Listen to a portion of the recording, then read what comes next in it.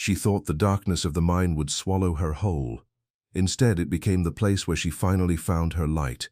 At 61 years old, discarded by the man she had devoted 27 years to, stripped of the home she had filled with warmth, the car she had driven her children in, and every dollar of the savings she had quietly built over decades, Sylvia was left with nothing but a crumbling deed to an abandoned copper mine that the lawyers barely bothered to mention. What Gerald never anticipated, what Sylvia herself could not have imagined, was that when you strip a woman of everything she thought she needed, you don't break her, you accidentally set her free. Before we jump back in, tell us where you're tuning in from, and if this story touches you, make sure you're subscribed, because tomorrow I've saved something extra special for you. The drive to Harlan Creek took 3 hours on roads that grew narrower with every mile. Sylvia gripped the steering wheel of the rental car. She'd had to rent one because Gerald had taken the Subaru, along with everything else that mattered, and watched the landscape shift from suburb to forest to something older and forgotten. The GPS lost signal 40 minutes before she arrived. She almost turned back twice. The sign for the Harlan Creek copper mine was rusted so completely that the letters were barely legible. A chain-link fence had been cut open at some point, the gap wide enough for a car to pass through, and Sylvia pulled in slowly, tires crunching over gravel and broken glass. She stopped the engine and sat very still. The silence here was different from the silence of the empty apartment she'd been staying in for the past 2 weeks. That silence had been accusatory, full of absence. This silence was ancient, indifferent, something that had existed long before her heartbreak and fully intended to outlast it. Sylvia was 61 years old. She had silver hair she wore in a short, practical cut. Gerald had always preferred it longer, softer, more feminine, whatever that meant to a man who stopped really looking at her sometime around their 15th anniversary. She had reading glasses she was always losing and finding. She had a bad hip from a fall 4 years ago that had never quite healed right. She had a teaching degree she had used for exactly 3 years before Gerald's career required them to relocate, and relocating meant her own career became something that was always going to be sorted out later, and later never came. What she also had, though no one had thought to mention it in the divorce proceedings, was 27 years of stretching a household budget until it yielded something beautiful. 27 years of painting walls, reupholstering chairs, turning bare rooms into places people felt welcome. 27 years of skill the world had never thought to call skill because it happened inside a home, wasn't paid for, and therefore apparently didn't count. Gerald had counted it least of all. He had taken the house in Millbrook, the one Sylvia had chosen, negotiated for, spent a full summer restoring from near ruin, along with the joint savings account, the newer of the 2 cars, and, in a move that still made her jaw tighten when she thought about it, the antique roll-top desk that had belonged to her mother. His lawyer had argued it had appreciated in value during the marriage and was therefore a marital asset. Her lawyer had not argued back nearly hard enough. The drive to Harlan Creek took 3 hours on roads that grew narrower with every mile. Sylvia gripped the steering wheel of the rental car. She'd had to rent one because Gerald had taken the Subaru, along with everything else that mattered, and watched the landscape shift from suburb to forest to something older and forgotten. The GPS lost signal 40 minutes before she arrived. She almost turned back twice. The sign for the Harlan Creek copper mine was rusted so completely that the letters were barely legible. A chain-link fence had been cut open at some point, the gap wide enough for a car to pass through, and Sylvia pulled in slowly, tires crunching over gravel and broken glass. She stopped the engine and sat very still. The silence here was different from the silence of the empty apartment she'd been staying in for the past 2 weeks. That silence had been accusatory, full of absence. This silence was ancient, indifferent, something that had existed long before her heartbreak and fully intended to outlast it. Sylvia was 61 years old. She had silver hair she wore in a short, practical cut. Gerald had always preferred it longer, softer, more feminine, whatever that meant to a man who stopped really looking at her sometime around their 15th anniversary. She had reading glasses she was always losing and finding. She had a bad hip from a fall 4 years ago that had never quite healed right. She had a teaching degree she had used for exactly 3 years before Gerald's career required them to relocate, and relocating meant her own career became something that was always going to be sorted out later, and later never came. What she also had, though no one had thought to mention it in the divorce proceedings, was 27 years of stretching a household budget until it yielded something beautiful. 27 years of painting walls, reupholstering chairs, turning bare rooms into places people felt welcome. 27 years of skill the world had never thought to call skill because it happened inside a home, wasn't paid for, and therefore apparently didn't count. Gerald had counted it least of all. He had taken the house in Millbrook, the one Sylvia had chosen, negotiated for, spent a full summer restoring from near ruin, along with the joint savings account, the newer of the two cars, and, in a move that still made her jaw tighten when she thought about it, the antique roll-top desk that had belonged to her mother. His lawyer had argued it had appreciated in value during the marriage and was therefore a marital asset. Her lawyer had not argued back nearly hard enough. Dawn came the way it always does, indifferent to whether you are ready for it. Sylvia woke on the concrete floor of the equipment shelter, her coat pulled over her like a blanket, her hips screaming, her back a solid wall of pain. For a moment she didn't remember where she was. Then the smell of iron and damp earth reminded her, and the weight of it settled back over her chest like something physical. She was 61 years old. She was lying on a cracked concrete floor in a rusted metal shelter on the edge of an abandoned copper mine in rural Pennsylvania. She had 2 suitcases, a rental car she needed to return by Friday, and $318 in her checking account after the security deposit she'd lost on the apartment. She had no job. She hadn't worked in a classroom since before her youngest was born, and the world had kept moving while she stood still inside Gerald's life. She had children who called their father first, and her second, if at all. She had a hip that hadn't been right in 4 years, and hands that had started showing the first stiffness of what her doctor quietly suspected was early arthritis. She had none of the things the world uses to measure whether a person matters. She got up anyway. There was nothing else to do. The first 3 days were about basic survival. She cleaned the shelter with a focus that was less determination than desperation, sweeping out broken glass and debris, dragging rusted equipment outside piece by piece, arms shaking with the effort. She found a tarp folded behind a collapsed shelf that was still mostly intact, and used it to cover the section of roof that had caved in, weighting the edges down with chunks of stone she hauled from the mine entrance. The work was brutal. Her body told her in no uncertain terms that it was 61 and had not signed up for manual labor.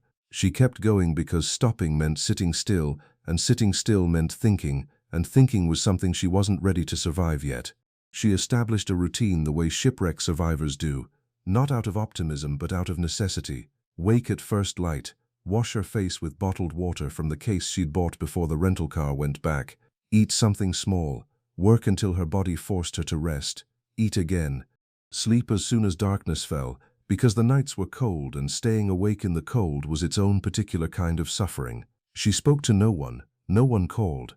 Gerald didn't call. Her son, Marcus, sent one text on the 4th day that said, "Just checking in, hope you're settling okay," as though she had moved into a pleasant studio apartment rather than a condemned industrial ruin. She didn't reply. Her daughter Renee didn't reach out at all. Sylvia told herself that was fine. She told herself this so many times, it started to sound like something other than a lie. On the 6th day she found water. She had been exploring the far side of the mine property, moving slowly on account of her hip, picking through decades of debris and discarded equipment when she heard it, a faint, steady sound beneath the ambient noise of wind and birdsong. She followed it to a place where the hillside curved and the ground was darker, wetter, and there, seeping from a split in the rock face with quiet, absolute persistence, was a natural spring, clean and cold and steady. Sylvia crouched beside it, knees protesting, hip burning, and held her hand beneath the flow.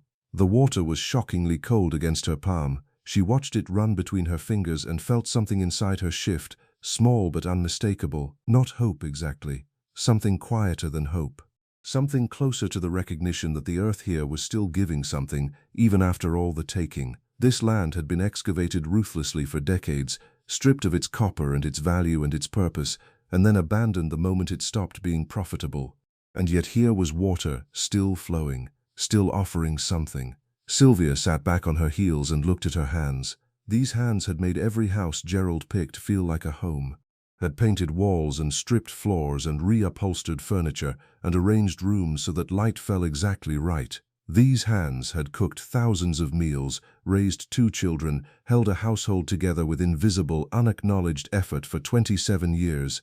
Gerald had looked at these hands at the end of it all and found them insufficient, but they still worked. They were stiff and aching and mapped with the early marks of arthritis, and they still worked. Sylvia filled an empty bottle from the spring and carried it back to the shelter.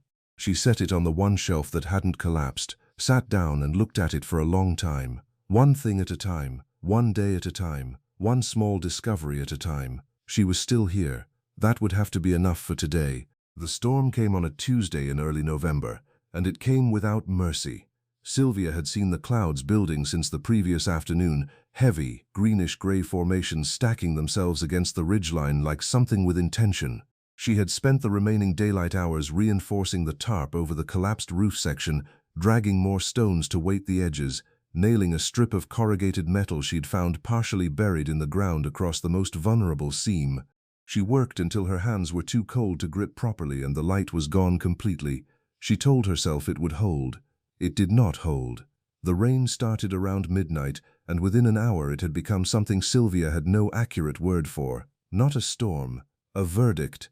Water came through the roof in 3 places simultaneously, thin streams that quickly widened into steady pours. The tarp she had reinforced so carefully lifted at one corner in a gust of wind and cracked back like a whip, letting the full weight of the rain in. She grabbed a bucket. She had found 2 in the debris pile and kept them for exactly this kind of emergency, and started bailing, moving from puddle to puddle, trying to keep ahead of it. She couldn't keep ahead of it. By the second hour, the concrete floor was sheeted with water. Her suitcases were elevated on the one remaining shelf, and a stack of flat stones she'd arranged beneath them. Everything else was wet. Her blankets were wet. Her coat was wet. She was wet, soaked through in the way that reaches the bones and stays there, the kind of cold that stops feeling like temperature and starts feeling like a condition. She worked through the night anyway, because what else was there? The storm lasted 2 full days. By the end of the first day, Sylvia was shivering so continuously that the muscles in her shoulders ached from it. She had stopped being able to feel her feet properly. The cough she had been ignoring for the past week had deepened into something rattling and persistent that frightened her when she listened to it too closely. She ate the last of the crackers she had been rationing and told herself the rain would stop soon. The rain did not stop soon. The second night was the worst. Delirious with cold and exhaustion, Sylvia sat on the elevated shelf beside her suitcases, the only dry surface remaining, with her knees pulled to her chest, and thought about Gerald. Not with anger. That would have been easier. She thought about him with a hollow, nauseating clarity. She thought about how he was sleeping right now in the Millbrook house, in the bedroom she had repainted twice to get the color exactly right, in sheets she had chosen, under a roof that didn't leak because she had noticed the gutters needed replacing 3 years ago and arranged for someone to fix them. She had made everything work. She had made everything beautiful and functional and warm. And he had looked at all of it, looked at her, and decided she was the unnecessary part. The thought didn't make her sad. It made her furious. The fury came up from somewhere so deep and so long compressed that when it arrived like the storm had, without warning and without mercy. Sylvia slid off the shelf into the shallow water covering the floor, stood up straight despite the shivering and the rattling cough, and the hip that sent pain shooting down her leg with every step, and she screamed. Not words at first, just sound. Raw and ugly and entirely real, bouncing off the rusted metal walls and disappearing into the rain. Then words. I am not dying in here because he decided I was expendable. I am not disappearing because it was convenient for him. I am 61 years old and I am still here and I still matter and I am not finished. She grabbed a bucket and waded out into the rain. She knew it was pointless. The mine property was flooding faster than any bucket could address. But she needed to do something with her hands, something with the fury, or it would consume her from the inside. She hauled water and threw it and hauled more, soaked to the skin within seconds, rain hammering her shoulders. On her 4th trip, she stumbled near the mine entrance and caught herself against the rock face. Her palm pressed flat against the stone, and beneath her hand she felt something she hadn't noticed before. A section of the rock that was fractured differently, a seam running vertically where 2 geological layers met, and from that seam, even in the chaos of the storm, there was warmth. Faint, almost imperceptible, but real, geothermal warmth rising from deep underground. The earth, even here, even abandoned, was still generating heat from its core. Sylvia pressed both palms against the warm stone and stood in the pouring rain and felt something shift inside her chest. Not defeat, not even hope yet, but possibility, small and stubborn and impossible to ignore. The storm ended on the third morning the way storms sometimes do, suddenly, completely, as though it had never happened at all. Sylvia stepped outside into a silence so clean it almost hurt. The sky was pale blue and enormous above the tree line. Every surface glittered with leftover rain. The mine property looked different in the aftermath. Washed raw, the amber and rust colors of the mineral-stained ground deepened and saturated, puddles everywhere reflecting sky like scattered mirrors. A pair of crows picked through the debris near the mine entrance, unhurried and entirely unbothered by her presence. She stood and looked at all of it for a long moment. Then she went back inside, wrung out her blankets, spread them over the outside of the shelter to dry in the thin autumn sun, and made a decision that had nothing to do with hope and everything to do with stubbornness. She was not going to keep simply enduring this place. She was going to change it. Preparing and narrating this story took us a lot of time, so if you are enjoying it, subscribe to our channel. It means a lot to us. Now back to the story. She started with water, the way she had started with everything practical her whole life, by identifying what was essential and working outward from there. The natural spring on the far hillside was still flowing, unaffected and unimpressed by the storm. Sylvia spent 2 days searching the debris piles across the property and found, buried under a collapsed lean-to at the back of the lot, a collection of old copper pipe. Appropriate, she thought, for a copper mine. Some of it was crushed beyond use, but enough of it was intact.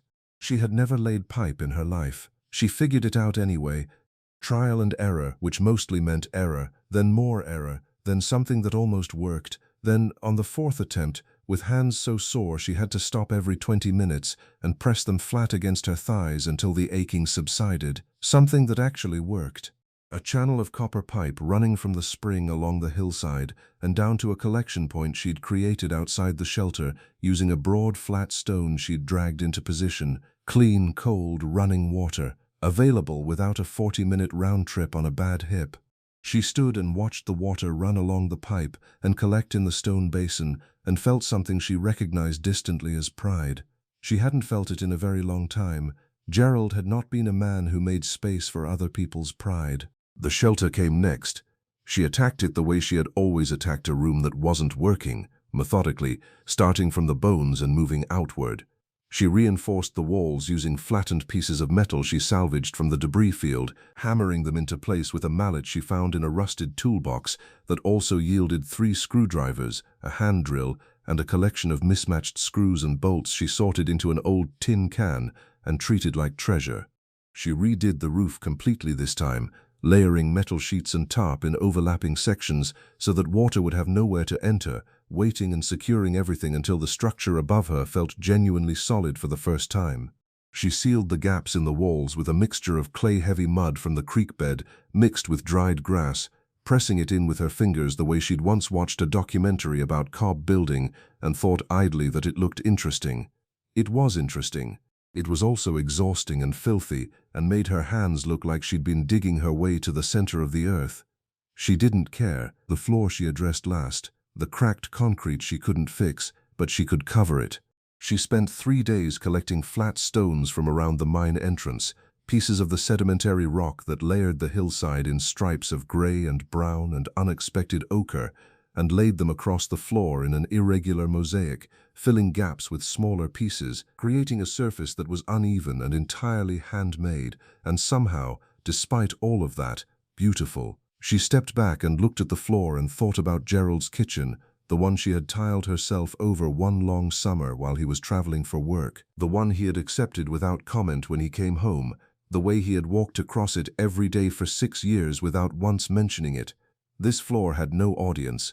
No one would walk across it and fail to notice it. It existed entirely for her. That felt, unexpectedly, like the better arrangement. Outside she began clearing ground, pulling weeds, moving debris, revealing the actual surface of the land beneath decades of neglect.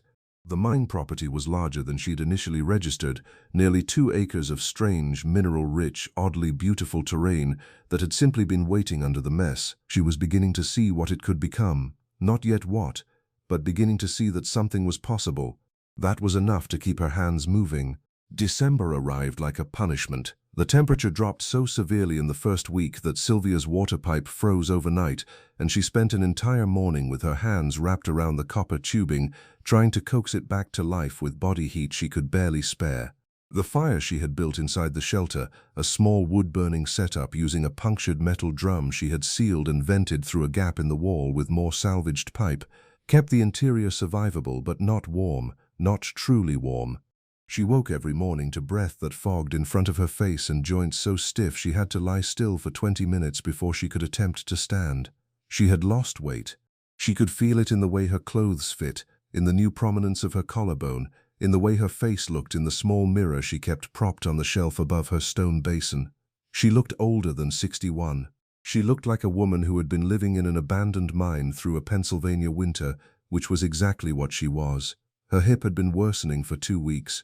The cold affected it in ways the warmth hadn't, tightening everything around the old injury until some mornings the pain was sharp enough to make her catch her breath. She had developed a cough she couldn't shake. She was rationing the last of the rice she'd bought on her most recent trip into the nearest town, a 40-minute drive she made once a week when her body cooperated. On the evening of December 14th, she slipped on a frost-covered stone outside the shelter and went down hard, her bad hip taking the impact of the fall. She lay on the frozen ground for a long moment, staring up at a sky full of indifferent stars, and performed a quiet internal inventory. Hip, existing pain intensified but no new crack or give. Wrist, bruised, functional. Dignity, she almost laughed at that, almost. She got herself up slowly, went inside, sat on the edge of her mattress frame and looked at her hands, and something inside her quietly collapsed. Not dramatically. Not with screaming or fury the way the storm had provoked. This was different, slower, more thorough, the way water eventually defeats stone not through force but through persistence. The doubt that had been sitting at the edges of her days for weeks finally walked to the center of the room and sat down and refused to leave. What exactly was she doing here? She had transformed the shelter, yes. She had laid pipe and built a floor and reinforced walls and cleared ground. She had done things with her hands she had never done before, and discovered capacities she hadn't known she possessed. But for what? For whom? There was no one here to see it. Her children hadn't visited. Marcus sent occasional texts, she answered briefly. Renee had gone entirely quiet. Gerald had moved on with a completeness that suggested she had never existed. The world she had spent 27 years maintaining had continued without her, and found the transition entirely manageable. She picked up her phone. The screen showed her the things phones show you when you are trying not to feel alone. Notifications, news, the flat blue light of a world carrying on. She found a photograph from 3 years ago. A dinner party she had organized at the Millbrook house, the table she had set with her mother's china, candles she had found at an estate sale, and arranged just so, food she had cooked for 8 hours while Gerald entertained guests in the other room. In the photograph she was standing at the edge of the frame, half turned away, carrying a dish, caught mid-motion, a background figure in her own home. She hadn't noticed that when it was taken. She noticed it now. Sylvia set the phone face down and looked around the shelter, at the mosaic floor, at the painted walls. She had found 3 cans of usable paint in the debris field weeks ago and spent a careful afternoon covering the worst of the rust stains with a warm gray that made the space feel intentional rather than merely salvaged.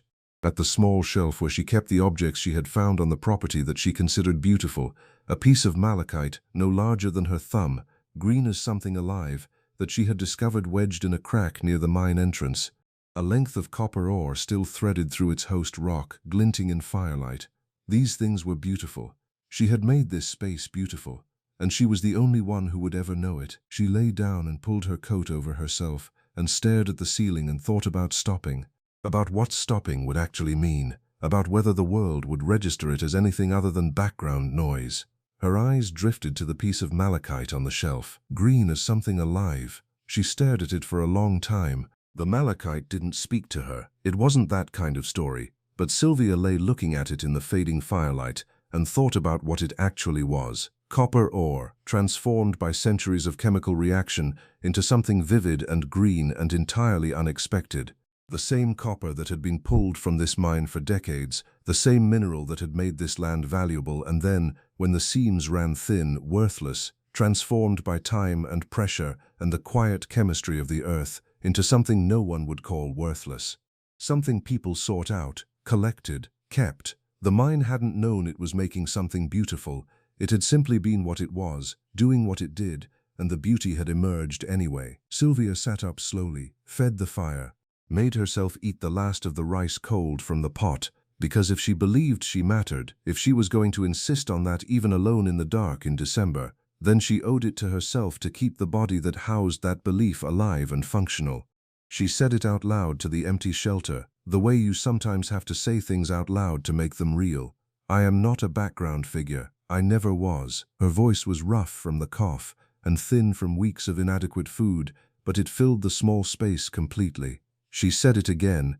Then she lay down and slept, and in the morning she got up and went back to work. By late February, the mine property was unrecognizable, not transformed in the way that word gets used carelessly, meaning slightly improved, refreshed, touched up around the edges. Unrecognizable in the absolute sense. A visitor from November would have stood at the property entrance and genuinely questioned whether they had the right address. Sylvia had expanded the water system until it ran in a channel along the full length of the hillside, spilling at intervals into 3 collection basins she had constructed from flat stone at different elevations, creating a series of small cascading pools that caught light and made sound. The sound was the thing she hadn't anticipated, the way moving water filled the previously oppressive silence of the mine property with something living, something that made the place feel inhabited rather than abandoned. She would stop work sometimes just to listen to it. She had built a proper garden bed in the sunniest section of the property, constructing raised edges from the most beautiful pieces of mineral-stained stone she'd collected over months of exploring, filling the interior with composted plant matter and the naturally rich mineral soil she'd discovered beneath the surface debris. Seeds she'd found in a paper bag in the back of the tool chest, unlabeled, of uncertain age, had been planted with more hope than expectation and had responded with a generosity that still surprised her. Green things pushing up through dark earth, proof that dormant wasn't the same as dead. The mine entrance itself she had transformed most dramatically. The rusted steel gate she had removed entirely with 2 days of patient work and a wrench set from the salvage toolbox, cleaning and treating the frame and rehanging it so it opened properly and didn't drag. The stone arch of the entrance she had cleared of decades of accumulated debris and moss, revealing the actual craftsmanship of the original stonework, fitted blocks of local sandstone that the miners of 1902 had laid with a care and precision that the intervening century had not managed to entirely erase.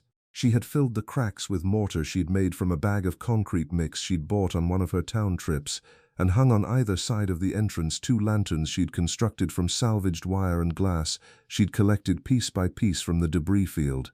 In the evenings when she lit them, the entrance looked like somewhere a person might actually want to arrive. She was standing at that entrance on an afternoon in late April, hands deep in garden soil, deeply and specifically content in the way that only physical work can produce, when she heard a car on the access road. The sound was so foreign that for a moment she couldn't place it. Then she looked up and saw it, a black BMW she recognized immediately, picking its way carefully down the rutted track, stopping near the first collection basin because there was nowhere else to stop. Gerald got out. He was wearing clothes that looked expensive and out of place simultaneously. He had put on weight since October. His hair was fully grey now at the temples in a way that the world would probably call distinguished. He stood beside his car and looked around the property, and his face did something Sylvia watched with careful, quiet attention. It collapsed slightly. The confident arrangement of his features simply collapsed. Sylvia brushed the dirt from her hands and waited.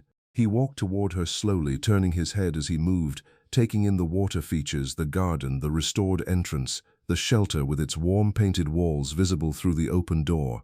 When he was close enough she could see his expression clearly. She recognized what was on it. It was the look of a man realizing the magnitude of his miscalculation. "Sylvia," he said. "My God." She said nothing. Let him look. What is this? How did you—" He stopped, started again. "I came to check on you. You haven't been answering your phone. I keep it off mostly." Saves the battery. She paused. I didn't have anyone calling. The words landed between them with quiet precision. Gerald had the decency to look away briefly. He walked the full property without being invited to, the way he had always moved through spaces she had made, with the assumption that they were available to him. She followed at a distance and watched him encounter each thing she had built, watched him stop at the cascading pools, watched him touch the stonework at the mine entrance with something that looked involuntary, watched him stand in the garden and look at green things growing in mineral-rich earth and shake his head slightly. I had no idea you could do something like this, he said finally. I didn't know you had this in you. There it was, 27 years distilled into one sentence. I didn't know either, Sylvia said honestly. I didn't know because I never had the chance to find out. You didn't leave much room for finding out. Gerald turned to look at her directly. I made a mistake, leaving you. I see that now, looking at this, looking at you. I made a serious mistake and I'd like to… No. The word was simple and complete and required no elaboration, but she gave him some anyway, because she had earned the right to speak clearly and intended to use it. You gave me this property because you thought it was worthless. Because you thought I was. You were wrong about both. She looked at the land around her, at the water moving and the green things growing and the stone arch of the entrance standing with its original dignity restored. This place had value hidden in it that you never bothered to look for. So did I. The difference is that I looked, and you never did. Sylvia, I'm not angry, Gerald. I want you to understand that. And it was true, she realized as she said it. The fury of the storm had burned through, and what remained was something cleaner and more permanent. I'm grateful. You gave me the one thing that turned out to be exactly what I needed, somewhere that asked everything of me and gave me the chance to find out what I was actually made of. She gestured toward his car. You should go, thank you for checking. I'm not dying. I'm living. Probably for the first time, really living. Gerald stood for a moment longer. Then he nodded once, walked to his car, and drove away up the rutted access road without looking back.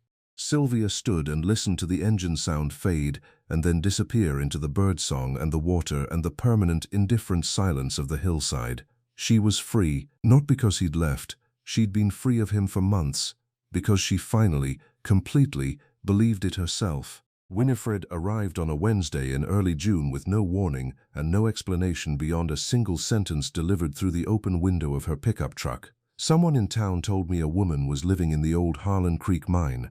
I had to see it for myself. She was perhaps 72, with the kind of face that had clearly been beautiful once and had become something more interesting than beautiful with the passage of time. She had white hair cut short and practical, paint-stained hands she didn't apologize for, and eyes that moved across the mine property with an expression Sylvia recognized immediately because she had worn it herself. The look of someone seeing potential where the world had only ever seen ruin. Sylvia let her in. Winifred walked the full property in silence, the way people do when they are genuinely absorbing something rather than performing appreciation. She stopped longest at the cascading water system, watching the way the pools caught afternoon light and threw it back in fragments. She crouched, with some difficulty, knees clearly objecting, beside the garden bed and touched the soil with her fingertips. She stood at the mine entrance and looked at the restored stonework and the lanterns for a full minute without speaking. Finally she said, My husband passed 2 years ago, and my children think I should sell the house and move somewhere manageable. They use that word, manageable. She said it the way you say a word that tastes wrong. I'm 68 years old and they want me somewhere manageable. Sylvia understood this in her bones. What do you want? She asked. Winifred looked at her directly. I want to build something. I just don't know what yet. That's exactly where you need to start, Sylvia said. Winifred came back the following Wednesday, and the one after that. Sylvia showed her how to read the land for materials, how to identify which stones were structurally useful and which were decorative, how to assess salvaged metal for integrity, how to see the property not as it was but as it could become with patient, sustained attention. She showed her the malachite she'd found near the mine entrance and explained how it had formed, copper ore transformed by time and pressure into something vivid and unexpected, and watched Winifred hold it in her paint-stained hands with an expression of quiet recognition. Then came Eugenia. She was 58, recently separated, a former accountant who had spent 30 years making other people's numbers work and emerged from her marriage with the unsettling discovery that she had absolutely no idea what she liked. Not what she tolerated, not what she managed, what she actually genuinely liked. She had heard about the mine property from Winifred, who had mentioned it to someone at the farmer's market where Sylvia now sold vegetables and herbs on Saturday mornings, earning just enough to cover her modest weekly needs. Eugenia arrived with a notebook and a slightly defensive posture, as though she expected to be sent away. Sylvia put her to work immediately in the garden, because she had found that physical work was the fastest way past the armor people wore when they were frightened. Within an hour, Eugenia had removed the notebook from her pocket exactly once, looked at it, put it back, and gotten dirt under her fingernails for what she later admitted was the first time in her adult life. She came back the following week with seeds she'd bought herself. Cordelia arrived in July. She was 64, a retired schoolteacher whose 3 adult children had collectively and kindly and firmly suggested she was perhaps struggling to adapt to living alone and might benefit from a community setting, meaning Sylvia understood that they found her solitude inconvenient to worry about. Cordelia had a dry, precise sense of humor she deployed like a tool, and hands that turned out to be extraordinarily capable once she stopped apologizing for not knowing what she was doing. Harriet came last, in early August. She was 74, the oldest of the group, a widow of 6 years who had spent those 6 years becoming incrementally smaller in response to a world that kept treating her age as a condition requiring management. She arrived quietly, stayed close to the edges of the group for the first 2 visits, and on the 3rd visit arrived carrying a box of mosaic tiles she had driven 40 minutes to a craft store to purchase specifically because she had seen the stonework at the mine entrance and wanted to contribute something. By mid-August, there were 5 of them working the property on Wednesday afternoons. The sound of their voices and their laughter echoed off the hillside and the stone walls of the mine entrance in a way that made the place feel entirely different, inhabited not just by one person's stubborn persistence, but by something collective and self-sustaining. One afternoon, Sylvia sat back on her heels in the garden and listened to them, Winifred and Cordelia, in an animated disagreement about the correct placement of a water channel, Eugenia explaining something about soil pH to Harriet with the precise authority of someone who had just learned it herself and found it genuinely thrilling and felt something she had not felt in 27 years of marriage. She felt witnessed, not useful, not functional, not adequately performing the role of someone's wife or someone's mother or someone's background support. Witnessed, seen as herself, specifically and accurately, by people who had chosen to be here and chose to keep coming back. Winifred looked up from the water channel debate and caught Sylvia's expression and smiled the smile of someone who understood exactly what that expression meant because they had felt the edges of it themselves. "You built this," she said simply, gesturing at the property, at all of them. "We're building it," Sylvia said. "That's different. That's better." Harriet pressed a mosaic tile into the border she was constructing along the garden path, deep blue, catching afternoon sun, and nodded without looking up, as though this were simply the most obvious truth in the world and required no further elaboration. The water moved through its copper channels, the garden grew, old hands built new things in the long afternoon light, and the abandoned mine that the world had written off as exhausted and worthless rang with the sound of women discovering, collectively, that they were neither. October came back around the way it always does, with color and cold and the particular quality of light that makes everything look simultaneously beautiful and temporary. Sylvia stood at the entrance to the Harlan Creek copper mine on a Tuesday morning exactly 1 year after she had first pulled up the access road in a rental car, with 2 suitcases and $318, and the specific, hollow feeling of a person who has been informed by someone they trusted that they are no longer necessary.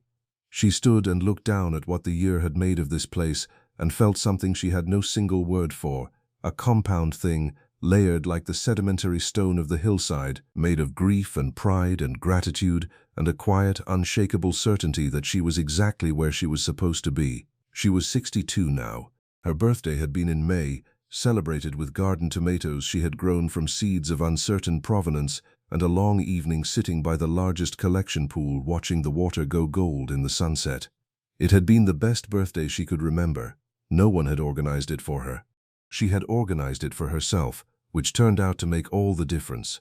Her body was different, leaner, stronger in the arms and shoulders in ways she had never been, even in youth. The hip still complained. Age and old injury didn't negotiate, but it complained the way a working body complains, with the honest pain of use rather than the dull ache of disuse. Her hands were permanently marked by the year, calloused, capable, bearing the faint green tinge of copper that no amount of washing entirely removed. She looked every one of her 62 years and had never felt more completely herself. She heard Winifred's pickup on the access road before she saw it, and then behind it a car she didn't recognize, smaller, newer, driven carefully as though the occupant was uncertain of the welcome. Winifred got out first and then turned back to the passenger door and waited, and from the passenger seat emerged a young woman, perhaps 38 or 40, with the careful posture of someone holding themselves together through deliberate effort. "Sylvia," Winifred said, "this is my niece, Delphine." Delphine looked around the property with wide eyes that were doing the thing eyes do when they are trying to process something the mind hasn't caught up to yet. She was dark-haired and thin in the way that recent crisis produces, not natural slenderness but the worn-down kind. She had the particular expression of someone who has been crying regularly for long enough that their face has begun to carry it as a resting state. "Aunt Winifred told me about this place," she said. Her voice was steady, carefully so. "She told me what you built here, after everything." "Come and see it properly," Sylvia said. She led Delphine through the property the way she had learned to, not with explanation but with space, letting the place speak for itself, the water channels catching morning light. The garden beds, cleared for winter now but still bearing the architectural evidence of what they had produced. The mine entrance with its restored stonework and its lanterns. The shelter, no longer a shelter but a home, small and unconventional, and entirely hers, every surface bearing the mark of her specific attention. Delphine stopped at the largest collection pool and stood very still for a long moment. "I'm 39, she said finally, "and I feel like everything is over." Sylvia sat on the stone bench beside the pool. "What ended? My marriage, my apartment, my sense of, I don't even know, my sense of who I am, I suppose. When there's no one left to be something for, you realize you don't know who you are for yourself." "Yes," Sylvia said simply, "that's exactly right." Delphine looked at her. "How did you find out who you were?" Sylvia considered the question honestly. "I stopped waiting to be told. That's the short version." She looked at the water moving through its copper channel, the same copper this land had given for decades, transformed into something that carried life now rather than being extracted for someone else's profit. "The long version is that I came to a place that had been used up and thrown away, and I looked at it and decided that worthless was someone else's judgment and not a fact. And then I had to learn to apply that same logic to myself, which took longer and hurt more." "Did it work?" Sylvia smiled. "You're looking at the answer." Delphine was quiet for a moment. Around them the property carried on its own life. Water moving, birds making use of the pools, the wind through the trees at the property's edge carrying the smell of autumn and mineral earth. "I don't know if I'm strong enough," Delphine said, and her voice lost its careful steadiness for just a moment. "Strength isn't something you arrive with," Sylvia said. "It's something the work makes. You don't need to be strong enough to do everything. You need to be strong enough to do the next small thing. That's all. One stone at a time." The others arrived through the afternoon. Winifred and Eugenia and Cordelia and Harriet, each bringing something, seeds for the spring planting, a length of copper pipe Cordelia had found at a salvage yard, Harriet's seemingly inexhaustible supply of mosaic tiles in colors that always managed to be exactly right. They absorbed Delphine into the afternoon's work with the natural ease of women who remembered what it felt like to be new to this and uncertain, and Sylvia watched her begin to relax incrementally, watched her hands find their way into the soil of the winter garden bed, watched her face change almost imperceptibly as her body remembered that it was capable of making things. As the sun began its early autumn descent behind the tree line, Sylvia sat alone for a moment by the mine entrance and pressed her palm flat against the stone of the arch. The same stone she had restored, the same stone that had been here before Gerald, before the marriage, before every version of herself she had performed for someone else's benefit. The copper ore still threaded through the rock in hairline veins, still there, had always been there. "Thank you," she said quietly, to the stone, to the mine, to the year that had broken her open and refused to let her stay broken. The mine didn't answer, but somewhere inside the hillside, deep in the geothermal dark, the earth was warm, the way it had always been warm. The way it would keep being warm long after Sylvia and her copper channels and her mosaic floors and her cascading pools were memory. That night she wrote in the journal she had kept since February, sitting at the small table she had built with her own hands in the shelter that was now, unmistakably, a home. Delphine came today, 39 and certain her life is finished. I remember that certainty. I remember how absolute it felt, how reasonable, how completely supported by available evidence. I want to tell her, and I will, slowly in the way this place teaches things, which is through the hands and not the ears. That certainty was a story she was telling herself with incomplete information. The complete information is this: you are not the role you performed for someone else. You are not the value they assigned you. You are not finished when they decide they are done with you. You were here before them, and you will be here after. You contain things they never looked for, and you are capable of things neither of you can yet imagine. The mind didn't know it was making malachite. It was simply being what it was, under pressure, in the dark, over time. And what emerged was extraordinary. You are the same. We all are. We just need someone to look close enough to find it. Look close enough to find it in yourself. That is the whole work. That is all of it. Everything else follows. She closed the journal and looked around her home, at the mosaic floor, at the painted walls, at the malachite on the shelf, green as something alive, which it was, had always been, simply waiting to be found. She was 62. She lived alone in an abandoned copper mine in rural Pennsylvania. She had no husband, no conventional life, no one's approval to anchor her sense of her own worth. She was more completely, more authentically, more joyfully herself than she had been in 62 years. And tomorrow there was work to do. There was always work to do, and she was deeply, permanently grateful for it. Up next, you've got 2 more standout stories right on your screen. If this one hit the mark, you won't want to pass these up. Just click and check them out. And don't forget to subscribe and turn on the notification bell so you don't miss any upload from us.